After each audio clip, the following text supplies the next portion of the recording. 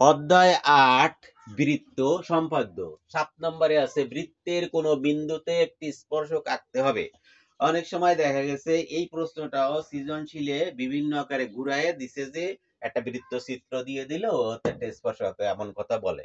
তাহলে বৃত্তের কোন বিন্দুতে স্পর্শক আঁকতে হবে। স্পর্শক মানে কি? ছুঁয়ে যাওয়া। একটা বৃত্ত আমরা নিলাম, একটা বৃত্ত তুমি কম্পাস ধরে সুন্দর করে একটা বৃত্ত আঁকাবে। তা আমি বললাম এইটা হলে কম্পাস ধরে কেন্দ্র বিন্দু দিয়ে সুন্দর করে একটা বৃত্ত আঁকাবে। আচ্ছা, কোন বিন্দুতে বলছে বৃত্তের কোন বিন্দুতে, মানে বিন্দুটা এইখানে নিতে পারি, এইখানে নিতে পারি, এইখানে নিতে পারি, এইখানে নিতে পারি, এইখানে নিতে পারি, এইখানে নিতে পারি, যেখানে খুশি নিতে পারি। তা আমি মনে করি ও কেন্দ্র বিশিষ্ট একটা বৃত্ত, পি একটি বিন্দু, স্পর্শক আঁকতে হবে। তাহলে ঠিক যা নেব বিশেষ নির্বাচনে সেই কথাটুকু লিখবো। তা আমরা তাহলে একসাথে বিশেষ নির্বাচন লিখে আসি। বিশেষ নির্বাচন লেখো, বিশেষ নির্বাচন মনে করি ও কেন্দ্র বিশিষ্ট, ও কেন্দ্র বিশিষ্ট বৃত্তের উপর পি একটি বিন্দু, পি একটি বিন্দু, পি বিন্দুতে স্পর্শক আঁকতে হবে। পি বিন্দুতে স্পর্শক আঁকতে হবে। আচ্ছা, আমি এত কিছু না লিখেও আমি শুধু বলতে পারতাম মনে করি ও কেন্দ্র বিশিষ্ট একটি বৃত্ত, এর একটি স্পর্শক আঁকতে হবে। এখন আমি যদি কোশ্চেনে ওখানে দেখা থাকে যে বিন্দু দেয়া থাকে লিখবো, না দেওয়া থাকলে কি লিখবো? যে মনে করি ও কেন্দ্র বিশিষ্ট বৃত্ত এর যে কোনো বিন্দুতে একটি স্পর্শক আঁকতে হবে। তাহলে কোশ্চেনে যেভাবে থাকবে আমি সেইভাবে না, আমি এখানে একটু বেশি করে লিখলাম যে ও কেন্দ্র বিশিষ্ট বৃত্তের উপর পি একটি বিন্দু, পি বিন্দুতে স্পর্শক আঁকতে হবে। কিন্তু এখানে ছিল বৃত্তের কোনো বিন্দুতে একটি স্পর্শক হবে। তা আমি বলতে পারতাম মনে করি ও কেন্দ্র বিশিষ্ট বৃত্তের উপর পি একটা বিন্দু। কোন বৃত্ত কইছে তাহলে কোন বৃত্তটা পি লিখছি। আমি না লিখলেও কিন্তু কিছুই হইতো না। আমি কি লিখতে পারতাম? মনে করি ও কেন্দ্র বিশিষ্ট বৃত্ত এর উপর একটি স্পর্শক আঁকতে হবে।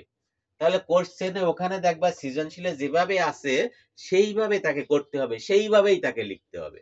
আচ্ছা, যাই হোক, এখন আমরা স্পর্শক কিভাবে আঁকা যায়। আচ্ছা, স্পর্শক মানে কি? আগে স্পর্শক মানে ছুঁয়ে যাওয়া। মনে করো একটা বৃত্ত আর একটা রেখায় ছুঁয়ে গেল, একটা মাত্র বিন্দু, যেখানে যদিও পেন্সিল দিয়ে দেখলে যা অনেকগুলো বিন্দুর মতো মনে হবে, কিন্তু বাস্তবতা কি? একটা মাত্র বিন্দুতে ছুঁয়ে যায়। তাহলে আমরা এখানে এই পি বিন্দুতে ছুঁয়ে যাওয়া রেখাটা আঁকবো। কিভাবে আঁকা যায়? প্রথমে এই এই বিন্দুটা নিয়ে প্রথমে যোগ করে দেবে। ও পি, ও কমা পি যোগ করি। প্রথমে কি করলাম? যোগ করলাম।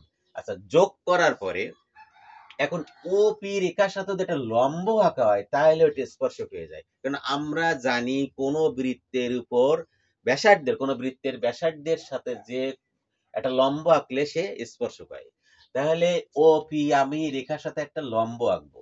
লম্ব আঁকলে কি হবে? সেটা স্পর্শক হবে। এখন কিভাবে লম্ব আঁকবো? জ্যামিতি বক্সের কম্পাসটা এই পি বিন্দুতে এখানে এইভাবে ধরবে, ধরে যে কোনো একটা ব্যাসার্ধ নিয়ে একটা বৃত্তচাপ আঁকতে হবে। তাহলে একটা বৃত্তচাপ এই আঁকলাম, আমি আঁকলাম। এখন এই যে বৃত্তচাপের ব্যাসার্ধটা নিলাম, এইটা নড়বে না। যদি তোমার নড়ে যায় আবার তুমি ঠিক করে নিবে। নড়ে গেলে মানে লম্ব নড়ে যাবে। অতএব এইখানে দিয়ে এই যে বিন্দু ছেদ করে এই ছেদ বিন্দুতে ধরে প্রথমে দিবা একটা কাটা। তাহলে প্রথমে এই ছেদ বিন্দু একটা ব্যাসার্ধ নিয়ে এক কাটা। এখন এই যে কাটা দেওয়ার সঙ্গে সঙ্গে আবার যে ছেদ বিন্দুটা পাওয়া যাবে এইখান থেকে ওই একই ব্যাসার্ধ নিয়ে দেবে আর একটা কাটা। কিভাবে দেবে? আর একটা কাটা দেবে এইভাবে দিয়ে এই উল্টো দিকে বেশি ঘুরাই দেবে। এইদিকে এক কাটা দিয়ে এইদিকে বেশি ঘুরাই দেবে। আমার তো কান দেয়া, কিন্তু তোমাদের কম্পাস দেখলে দেখবা সুন্দর দেখাচ্ছে। আর একদিকে ঘুরাই দিবা, দিলে আবার যে এই কাটার পরে এই কাটা পাওয়া যাবে, এইখান থেকে ওই একই ব্যাসার্ধ থাকবে, এইখানে আর একটা কাটা দেওয়া হবে। তাহলে এইখানে এই আর একটা কাটা দেওয়া হবে। তাহলে এই বিন্দু থেকে এই বিন্দু যোগ করলে ওটা লম্ব হয়ে যাবে। এখন বিষয় হচ্ছে যে অনেকের মিশতে চাইবে না, মিশছে না, মিলাতে পারছো না। মিলানোর পথটা কি? মিলানোর পথটা হচ্ছে এই যে স্কেলে যে কালো কালো বড় দাগ দেখা যাচ্ছে না, এই যে সেন্টিমিটার বা ইঞ্চির বড় দাগ দেখা যাচ্ছে না, এই বড় বড় দাগ, এই রেখার সাথে এই কালো দাগটা মিলায় ধরবে। এই রেখার সাথে এই কালো দাগটা এই মিলায় ধরলাম। এই যে আমি 12 পরে এই যে মিলায় ধরছি, মিলায় ধরে স্কেলটা এভাবে ধরলে এই রেখাটা সোজা দাগ দিয়ে আছে, এইখানে মিলে ধরে এইদিকে দাগ দিলে অটোমেটিক 90 ডিগ্রি হয়ে গেছে। 90 ডিগ্রি হলেই সে লম্ব।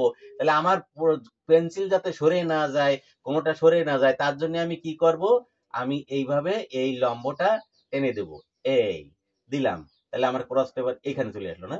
আচ্ছা, তাহলে আমি এই আমার স্কেলটা ঠিক মতো বসাছিলাম না, এখানে গেল, এখানটা কি হয়েছে, আমি লম্ব আঁকছি, লম্বটা তাহলে ঠিক রাখার দরকার, যে আমার যেমন সরে গেছিল তোমাদেরও সরে যাইতে চাইবে। সরে না যাওয়ার পথটা হচ্ছে যে কোনো কালো দাগ, এই কালো দাগ এই লম্বর সাথে এই মিশাবে, মিশায়ে তারপরে কি করবে, এই মিশানোর পরে দেখবে এইখানে একটা ফোঁটা দেবে, এইখানে ছেদ বিন্দু ফোঁটা দেবে, ফোঁটা দেওয়ার পরে এরকম টান দেবে, টান দিলে দেখবা যে আর নড়াচড়া, যেমন সরে গেছিল তোমাদের সরে যাবে, কিন্তু আর সরবে না। না সরার পথ হচ্ছে যে এই স্কেলের সাথে যদি এইদিক দাগ দেওয়া হয় অটোমেটিক সে 90 ডিগ্রি, 90 ডিগ্রি মানেই লম্ব। তাহলে এইভাবে যে কোনো লম্বের বেলায় এইভাবে তোমরা দাগ ধরবে।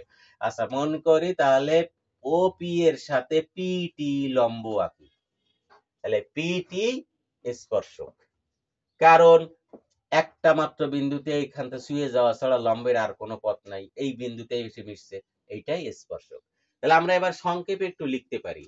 সংক্ষেপে লিখতে অনেক সময় আছে যে লম্ব আঁকো, অঙ্কনের বিবরণ চায় না, যদি ক নম্বরে দেয় তাহলে চিত্রটা আঁকায় দিবা, আর যদি ছোট্ট করে একটু সময় পাও, ছোট্ট করে একটা বিবরণ দিয়ে দিবা। কিভাবে?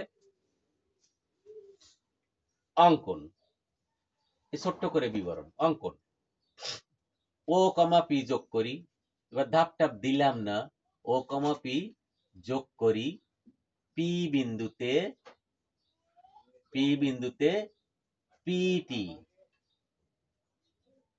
পিটি লম্ব আঁকি, লম্ব আঁকি, তাহলে পিটি নির্ণয় স্পর্শক, স্পর্শক। এই জন্য দেখা গেছে যে এইটা অনেক সময় ক নাম্বারে দিয়ে দিছে, ক নাম্বারে অনেক সময় প্রশ্নে দেওয়া যায়, আবার খতেও কখনো দেওয়া হয়। যাই হোক, লেখা এইটুকুই যথেষ্ট, যে ও পি যোগ করি, পি বিন্দুতে পিটি লম্ব আঁকি, তাহলে পিটি স্পর্শক। এই জন্য ক নাম্বারেও কখনো কখনো সৃজনশীলে দিয়েছে বলে দেখা গেছে। এখন আমরা পরবর্তী প্রশ্নে চলে যাব, পরবর্তীতে আমরা চলে যাব এবার 8 নাম্বারে।